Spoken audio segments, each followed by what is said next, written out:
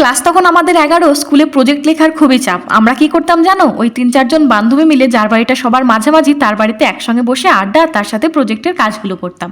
ফাঁকি মেরে মেরে ঠিক প্রজেক্ট জমা দেওয়ার আগের দিন বিকেলবেলায় সবাই মিলে এক বান্ধবীর বাড়ি আমরা লিখতে যাই। বিকেল থেকে সন্ধ্যা হয়ে যায়, তবুও প্রজেক্ট কিছুতেই কমপ্লিট করতে পারি না। সবার বাড়ি থেকে বারবার ফোন আসে, সন্ধ্যা হয়ে যাচ্ছে, তাড়াতাড়ি বাড়ি ফিরে আই। সবাই খুব সিরিয়াসভাবে সেদিনকে কাজগুলো করছিলাম। লেখা শেষ হতে হতে প্রায় 9:30 বেজে যায়। 3-4 জন বান্ধবী ব্যাগ ট্যাগ গুছিয়ে সবেই বেরিয়ে আসবো, ওদিকে কাকিমা চিৎকার শুরু করে, যাস না যাস না, রান্না হয়ে এসেছে, খেয়ে যা তোরা। কাকিমা চিৎকার শুনে রান্নাঘরে গিয়ে দেখি কাকিমা কাঁচা ডিমগুলো ঝোলের মধ্যে ভেঙে দিচ্ছে। ফার্স্ট টাইম এমন রান্না দেখে একটু অস্বস্তিতেই পড়ে যায়, তবে কাকিমার অনুরোধে ভয়ে ভয়ে খেতে বসি। রাত্রি হয়ে গেছে যে, বাড়িতে বকবে তো, তবে খেতে বসে সাধারণ ডিমের ঝোল ভাত এত তৃপ্তি করে খেয়েছিলাম, আজও মাকে বলি কাকিমার মতন করে ডিমটা রান্না করো না মা।